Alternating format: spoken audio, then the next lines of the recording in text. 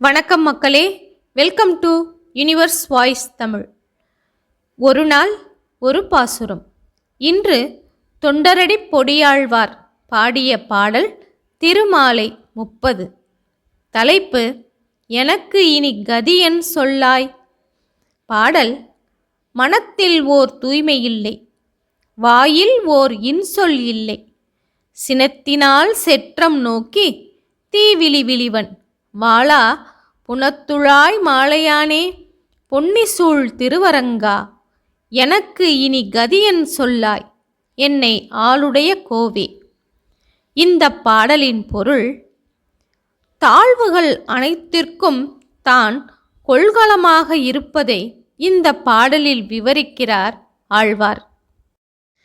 தான் முளைத்த நிலத்தில் போல திருமார்பிலும் தழைத்திருக்கும் திருத்துழாய் மாலையை அணிந்தவனே, அந்த திருத்துழாய்க்கு மேலே மற்றொரு மாலை சாத்தியதைப் போல காவிரியால் சூழப்பட்ட திருவரங்கத்தே கோவில் கொண்டு அருள்பவனே, அடியேனை ஆட்கொண்ட தலைவனே, என் மனத்திலே காமம் கோபம் முதலியவை அற்ற தூய்மை சிறிதும் இல்லை, வாயிலே ஒரு நற்சொல்லும் பிறப்பதில்லை, ஒரு பயனுமின்றி சினத்தாலே பகைமை தோன்ற பார்த்து நெருப்பைப் போல கொடுமையான சொற்களை சொல்லுகின்றேன்.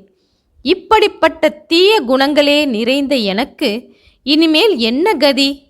நீதான் அருளி செய்ய வேண்டும் என்று வேண்டுகின்றார்.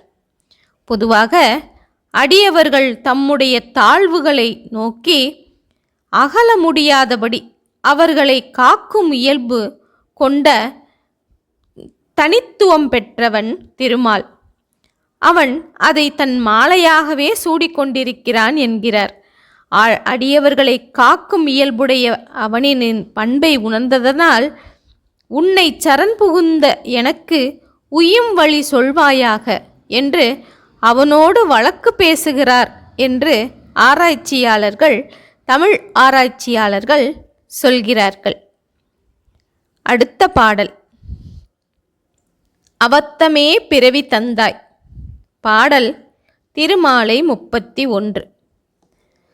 தவத்துளார் தம்மில் அல்லேன், தனம் படைத்தாரில் அல்லேன், உவர்த்த நீர் போல என் தன் உற்றவர்க்கு ஒன்றும் அல்லேன், துவர்த்த செவ்வாயினார்க்கே துவக்கர துரிசனானேன், அவத்தமே பிறவி தந்தாய் அரங்கமா நகருளானே. இந்த பாடலின் பொருள்: திருவரங்கப் பெருமானே, உன்னை அடைய தவம் புரிவோரின் கூட்டத்தைச் சேர்ந்தவனும் அல்லேன், தனம் படைத்தவனும் அல்லேன்.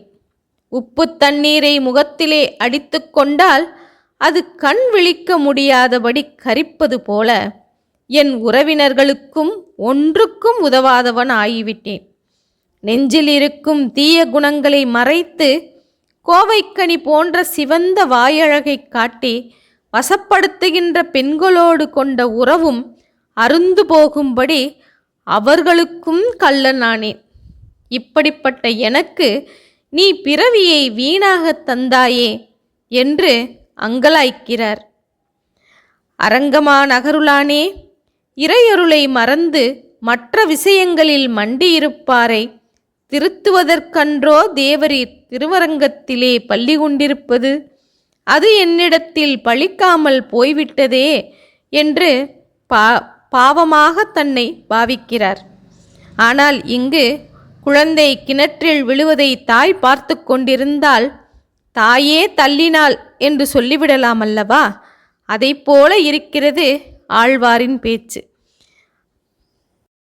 எவ்வாறெனில், தன் மனவிகாரங்களை தள்ளாமல் எனக்கு நீ ஏன் இப்படிப்பட்ட பிறவியை தந்தாய் என்று கேட்பதிலேயே அது நமக்கு புரிய வரும். ஆனாலும் அடியவர்கள் தங்களுடைய தாழ்வுகளிலிருந்து தன்னை நோக்கி மேலோங்கி வர அவன் கை கொடுக்காமல் ஏதும் நடப்பதுண்டோ? அரங்கமா நகருளானே, அவத்தமே பிறவி தந்தாய் என்றாலும் காப்பவன் நீயல்லவா என்கிறார் தொண்டரடி பொடியார்.